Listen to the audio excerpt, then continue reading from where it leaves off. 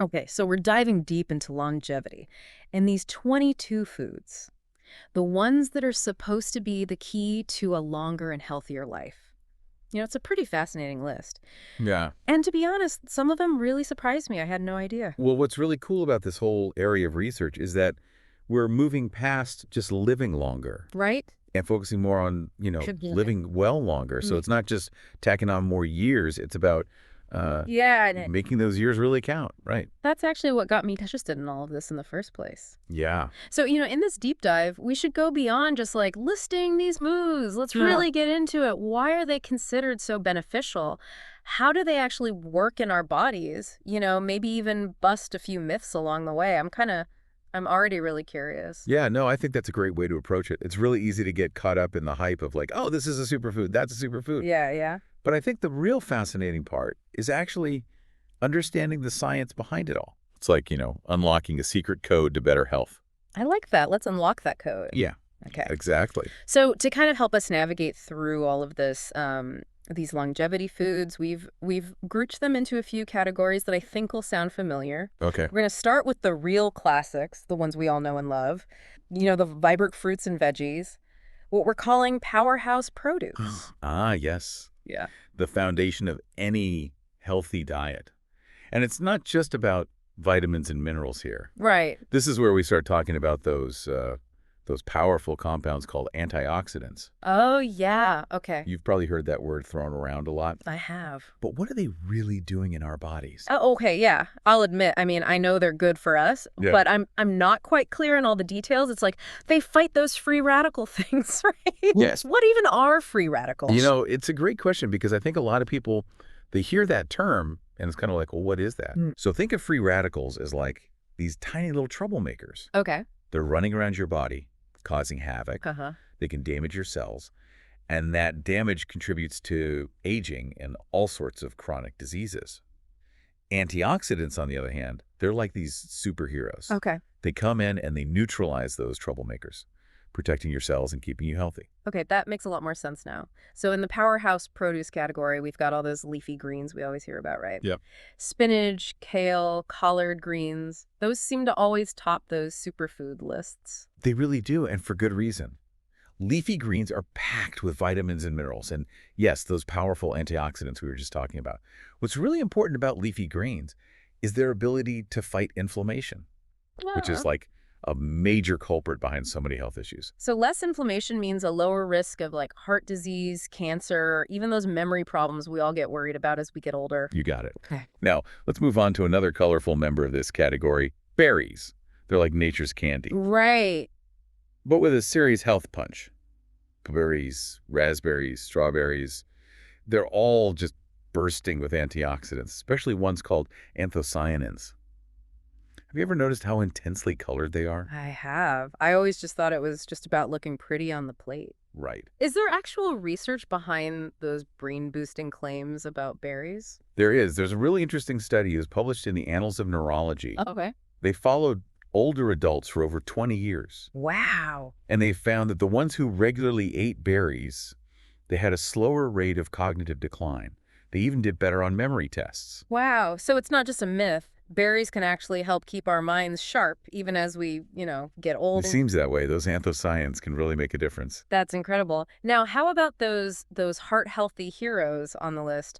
I'm going to guess fatty fish like salmon and mackerel make an appearance. They're definitely the superstars in this category. They're full of omega-3 fatty acids, Right. which are essential fats. Right, yeah. Our bodies can't actually make those on their own. We have to get them from our diet. Right. I've heard omega-3s are good for heart health, but I'm curious, like, what are they doing in there? So they're like little multitaskers, Okay. working on several different fronts. So they help reduce inflammation, lower blood pressure, and improve blood flow, all of which, contribute to a healthy heart. It's amazing how one nutrient can have so many benefits, It is. I have to admit, I used to avoid nuts because I thought they were too high in fat, but I'm seeing them a lot on this longevity list, so. That's a really common misconception. It's important to remember that not all fat is created equal. Okay.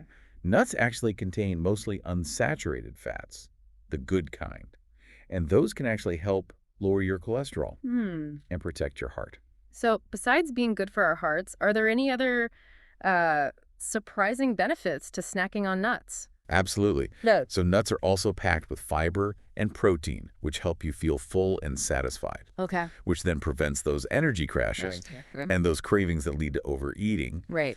And they can even help stabilize blood sugar levels, Hmm. which is great for preventing those afternoon slumps. Wow. I had no idea they could actually help with appetite control.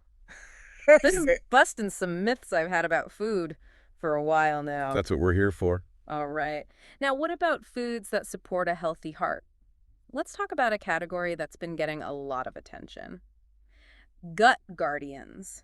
This is all about those foods that nourish our digestive system and promote a healthy gut microbiome. Yes. I hear so much about the gut microbiome these days. It's everywhere, right? Yeah, but I'll admit, I'm still a little fuzzy on what it actually is. It sounds kind of intimidating. Well, it's actually pretty simple. Okay. The gut microbiome is just this incredible community of trillions of bacteria. Wow, trillions. Trillions. Yeah. And they all live in your digestive tract.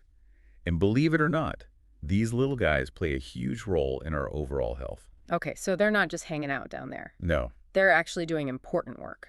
they're working hard. What kind of work are we talking about? So think of them as an army of tiny little helpers, supporting everything from digestion and nutrient absorption to immune function, even mental health. When your gut microbiome is balanced and thriving, you are setting yourself up for a healthier, happier life. It's like having a second brain in our bellies. Yeah, it really is. Okay. So what are some of these gut guardians that help keep our microbiome in such good shape? Well, a classic example is yogurt. Okay. It's a great source of probiotics, which are those friendly bacteria that help maintain a healthy balance. Right, I always hear about probiotics being good for digestion. Right. But you're saying they impact our immune system and even our mood. It really is quite impressive. Yeah. And there's more. Fermented foods like sauerkraut, kimchi, kefir, they're all packed with probiotics as well, and can add a nice tangy flavor to your meals. Have you ever incorporated any of these into your diet? I've had kimchi before, Okay. but I am curious about kefir. I see it at the store, but I never know what to do with it. What does it even taste like? It has a slightly tart and tangy flavor, kind of similar to yogurt, Okay. but with a thinner consistency. You could drink it plain, add it to smoothies, or even use it in recipes instead of buttermilk. Interesting. I'm definitely going to try it. This deep dive's already inspiring me to branch out a little in the kitchen. That's the spirit. Yeah. Now, speaking of venturing into new culinary territory, there's another gut guardian on our list, seaweed. Seaweed. Really? Yeah. I've had it in sushi, but I never thought of it as a health food. What makes it so special for our gut? Well, seaweed is an excellent source of fiber, which we know keeps things moving smoothly in the digestive tract. Right. But it also contains prebiotics, Okay. which are kind of like food for the probiotics in your gut. They help those good bacteria thrive. Oh, so it's a 2-for-1, fiber for digestion and prebiotics to keep those good gut bugs happy. Clever. Nature is full of clever solutions. Yeah. Now, one more gut guardian to talk about before we move on, and this one might surprise you. Chia seeds. Ooh, chia seeds. Yeah. I've seen them everywhere lately. They're everywhere now. Smoothies, yogurt, even sprinkled on salads. What's all the hype about? Are they really that good for us? They really are. So chia seeds are this fantastic source of fiber, both soluble and insoluble, Okay. which means they help, promote regularity and keep you feeling full and satisfied. Mm-hmm. They're also a good source of plant-based protein and omega-3 fatty acids, Wow. making them a triple threat for gut health, heart health, and overall well-being. They really are like these tiny nutritional ninjas. I usually just sprinkle them on things. Are there any other creative ways to use chia seeds? Yeah, you can actually make a really delicious chia seed pudding by soaking them in milk or yogurt overnight. They absorb the liquid and create this creamy, pudding-like texture that's perfect for breakfast or a snack. That sounds good. I'm definitely going to have to try that. This is making me realize how many fun ways there are to add these longevity foods to my diet. Exactly. It's all about finding what works for you and making these healthy choices enjoyable. Now, are you ready to move on to the next category? Yes, I am. This one's all about those foods that help our bodies fight off invaders and stay strong. We're talking about immunity boosters. Yes. On those immune-boosting powerhouses. I'm ready to fortify my defenses. All right. Welcome back to our deep dive into longevity foods. It's amazing how even the most familiar foods can have these hidden secrets to better health. Yeah, it really is. I'm already feeling inspired to kind of shake up my grocery list and try some new recipes after our last chat. So, where are we headed next on this culinary journey? Well, we've talked about all those vibrant, colorful foods that, tend to steal the show. But now I want to introduce you to a category I like to call the unsung heroes. These are those foods that maybe aren't always glamorous, but they're super important for building that strong foundation for health and longevity. Ooh, unsung heroes. I love that. It's like those supporting characters in a movie that end up being the real MVPs. So, who are some of these nutritional underdogs? Well, first up, we have whole grains like quinoa, oats, brown rice, those hearty, fiber-rich foods that give you that sustained energy and a whole lot of nutrients. I know fiber is important for digestion, but is that the main reason whole grains are on this longevity list? It's definitely a big part of it. Fiber's like a superhero for your gut, helping regulate things, preventing constipation, and supporting a healthy microbiome. But it goes beyond that. Fiber also plays a role in managing cholesterol levels, keeping your blood sugar stable, and even reducing the risk of certain cancers. Wow, so those humble whole grains are doing a lot more than I thought. It's like they're the silent guardians of our digestive system. What else deserves a spot in this unsung heroes category? Next, we have legumes. Those nutritional powerhouses like beans, lentils, and chickpeas. They're packed with plant-based protein, fiber, and iron, making them a fantastic addition to any diet. I love a good lentil soup or a hearty chickpea curry. I always known they're healthy, but I'm curious, how do they contribute to longevity specifically? Well, one key factor is their ability to make you feel full, that feeling of satiety. So they help you feel satisfied after a meal, which can really help with weight management, prevent overeating. But they also have a positive impact on heart health.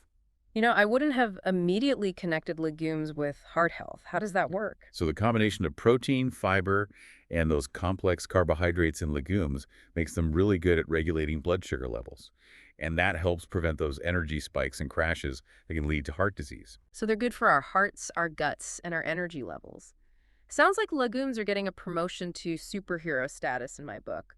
What's next on this list of unexpected champions? This one might surprise you. Cruciferous vegetables. Broccoli, cauliflower, Brussels sprouts. They often get a bad rap for being a bit strong flavored, but they actually have some amazing compounds in them. Yeah, I've heard broccoli is supposed to be a cancer-fighting food. Is there any truth to that? There is. Cruciferous vegetables contain a compound called sulforaphane, which has been studied for its cancer protective properties. It seems to work by boosting the body's natural detoxification process, helping to get rid of those harmful substances that can damage cells. That's fascinating. I'm starting to see broccoli in a whole new light. It's like this tiny warrior protecting our cells. It really is. And here's another unsung hero that's been getting more and more recognition for its benefits: turmeric. This golden spice is not just delicious, but it's a powerful anti-inflammatory agent. Oh, I love turmeric. I add it to curries, smoothies, even in my morning latte sometimes. It gives everything such a warm, earthy flavor. But I didn't realize it was anti-inflammatory. It is. The active compound in turmeric is called curcumin, and it's been studied a lot for its potential benefits in all sorts of conditions, from arthritis and heart disease to even Alzheimer's disease. Wow, that's pretty impressive for a spice. It sounds like adding turmeric to our meals could be a simple but powerful way to support longevity. Exactly. It's all about those small, consistent choices that make a difference over time. Now let's shift gears a bit. Let's explore another category that's super important for longevity: brain boosters. These are the foods that help nourish our brains and keep our minds sharp as we age. Ooh, I'm definitely interested in this one. As a lifelong learner, I'm always looking for ways to, keep my brain in tip-top shape. What are some of these brain-boosting superstars? We've already talked about the brain-boosting power of berries, but another food that deserves a spot in this category is eggs. Eggs. Really? I know they're a good source of protein, but I didn't know they were considered brain food. What makes them so special? Well, eggs contain a nutrient called choline, which is essential for brain health and memory. Choline is actually a precursor to acetylcholine, a neurotransmitter that's really important for learning, memory, and overall cognitive function. So those scrambled eggs I have for breakfast are actually powering my brain for the day. That's pretty cool. It is. Now let's round out this brain-boosting category with another culinary hero: olive oil.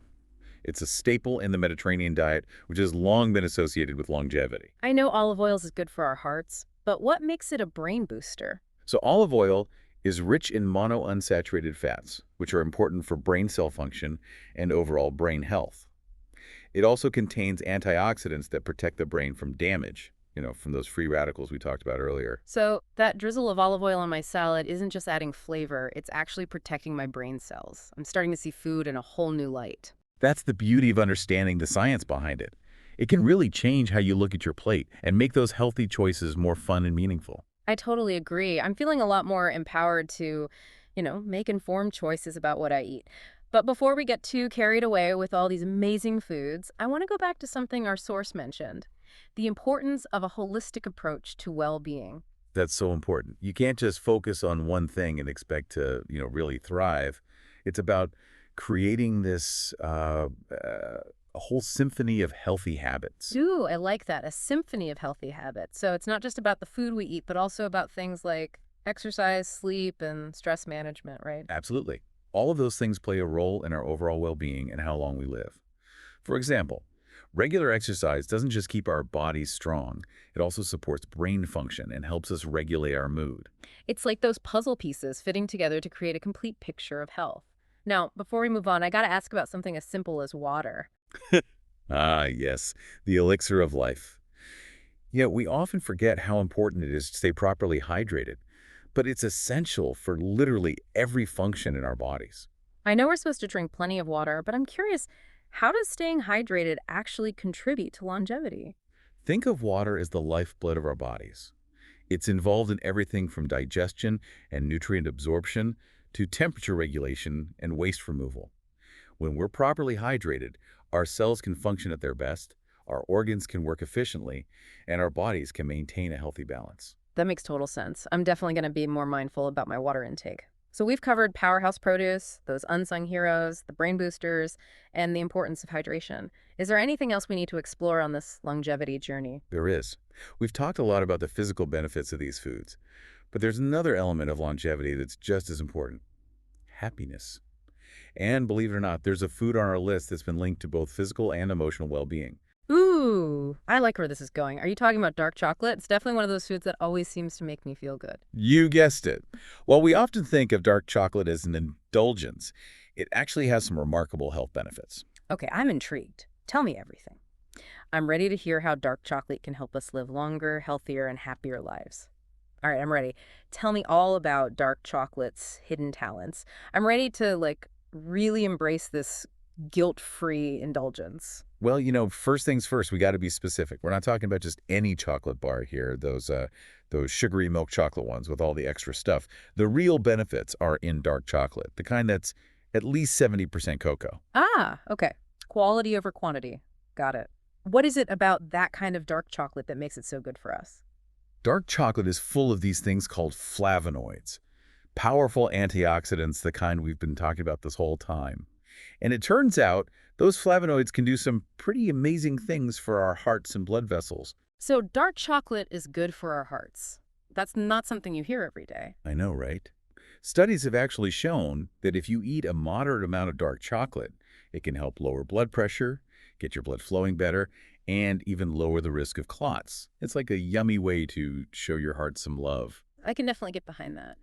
But you mentioned happiness too. What's the connection between dark chocolate and, well, feeling good? Dark chocolate has compounds that can really boost your mood and how well you think. Scientists believe it increases serotonin and endorphins in the brain, those feel-good chemicals. And those can really help with stress and just make you feel happier overall.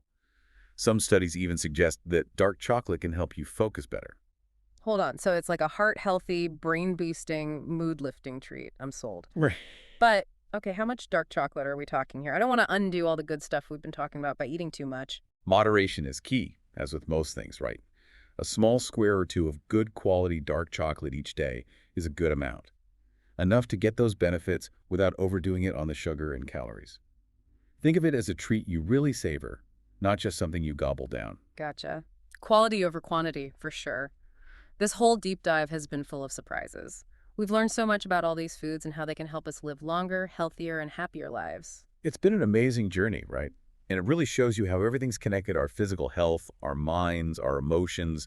It's not just about adding years to our lives, but adding life to those years. Absolutely. It's not about being perfect. It's about making those little changes, the ones we can keep up over time that really make a difference. Creating a lifestyle that nourishes us inside and out. Exactly. And don't forget, it's a journey, not a destination. There's always more to learn about food and how it affects our health and happiness. I'm feeling so inspired to put all of this into practice. I want to try new recipes, explore different kinds of food, even try making that chia seed pudding you mentioned. That's great. Hope you have fun with it. And remember, eating healthy doesn't have to be boring or all about restrictions. It's about finding those foods that make your body and your taste buds happy. Well said. We've spent this deep dive exploring these 22 longevity foods, but the real question is, what will you do with all this information? What delicious ways can you find to include these foods in your daily life? What recipes will you try? Those are some things to think about as you continue on your own path toward a longer, healthier, more vibrant life. Thanks for joining us on this deep dive.